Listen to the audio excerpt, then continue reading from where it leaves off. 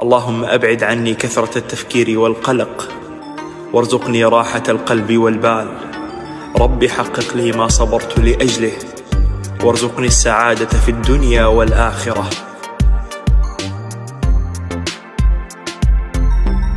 اللهم إني أسألك راحة البال وطمأنينة القلب وانشراح الصدر وصفاء الذهن وسعة الرزق وصلاح الحال وقضاء الدين وفوز بالآخرة.